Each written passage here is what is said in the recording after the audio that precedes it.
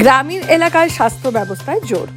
বুধবার খড়িবাড়ি ব্লকে নতুন দুটি সুস্বাস্থ্য কেন্দ্রের শিলান্যাস করলেন শিলিগুড়ি মহকুমা পরিষদের কর্মাধ্যক্ষ কিশোরী মোহন সিং। এদিন খড়িবাড়ির মদনজোত ও সুবল ভিটায় নতুন দুটি সুস্বাস্থ্য কেন্দ্রের কাজ শুরু হলো। খড়িবাড়ির ব্লক স্বাস্থ্য আধিকারিক সাফিউল আলম মল্লিক জানান, ব্লকে 11টি স্বাস্থ্যকেন্দ্র ছিল, নতুন 7টির নাম ঘোষণা হয়েছে, এর মধ্যে 3টির কাজ চলছে, আজ 2টির কাজ শুরু হলো। অন্যদিকে শিলিগুড়ি মহকুমা পরিষদের কর্মাধ্যক্ষ কিশোরী মোহন সিং জানান, গ্রামীণ এলাকায় চিকিৎসা পরিষেবায় জোর করছে রাজ্য সরকার। মাননীয় মুখ্যমন্ত্রীর অনুপ্রেরণায় সুস্বাস্থ্য কেন্দ্র হচ্ছে। সুস্বাস্থ্য কেন্দ্রের মোবাইল অ্যাপের মাধ্যমে চিকিৎসা হবে বলে তিনি জানান। 31 লক্ষ টাকায় সুস্বাস্থ্য কেন্দ্রের ভবন হবে ও এএনএম ও জিএনএম এর আশাকর্মীরা সুস্বাস্থ্য কেন্দ্রের দায়িত্বে থাকবেন। এ নিয়ে খড়িবাড়ি ব্লকে মোট 18টি স্বাস্থ্যকেন্দ্র হলো। বাড়ি বাড়ি পৌঁছে দেওয়া হচ্ছে মূল উদ্দেশ্য।